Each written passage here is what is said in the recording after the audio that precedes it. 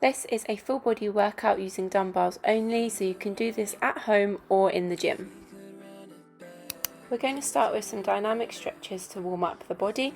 I usually do some leg swings forward and back to get the blood pumping and stretch the hamstrings. We'll do 11 to 15 reps of these until you feel ready to stop.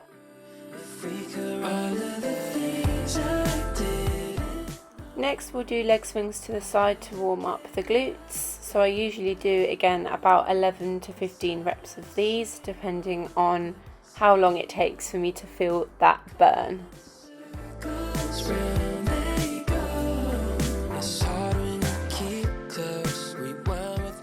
Another one of my favourite stretches to do is this squat stretch. I do try not to lose my balance, but sometimes it just happens. But this is one of my favourite stretches because it feels really nice on the hamstrings and it also opens up the hip flexors. And the last stretch we're going to do is these hip openers because I actually have quite tight hips, but you can pick some stretches that work for you.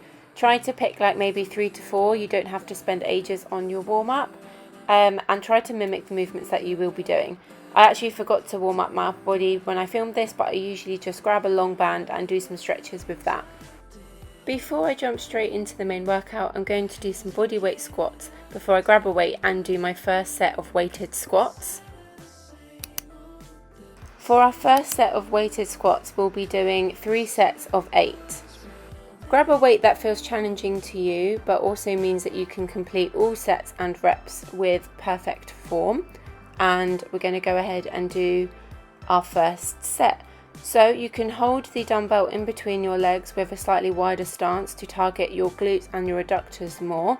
Or if you want to target more of your quads, you can change the positioning of your dumbbell and hold it up to your chest and turn it into a bit of a goblet squat. So this will target your quads a little bit more than the other variation.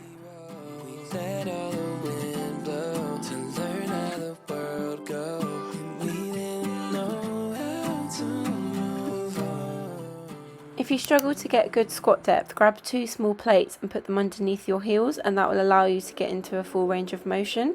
I actually much prefer the first version of doing squats with a dumbbell because I find that goblet squats do put a little bit of pressure on my lower back. But again, just choose a variation that works well for you and feels good for you and go from there.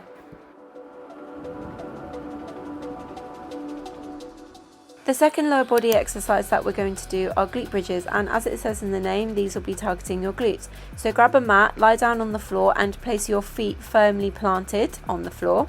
Then you're going to drive your hips up to the ceiling with the weight balanced on your hip bones, squeeze the glutes at the top and then slowly lower them back down. So we want to do a quick tap at the bottom so we keep the glutes in constant tension. We don't want to be resting at the bottom and then going straight back up. We really want to be tap and then straight back up. As you can see, these were absolutely killer and it left me lying on the floor feeling like I was going to die. Okay, so after that we're going to move on to our upper body exercises of the workout. So we'll be starting with the seated shoulder press.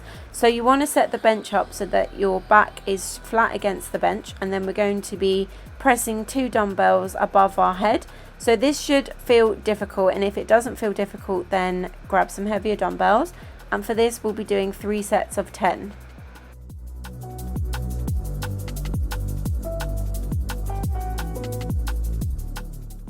The last exercise we're going to be doing is targeting the biceps, and we'll be doing 3 sets of 10 of these hammer curls.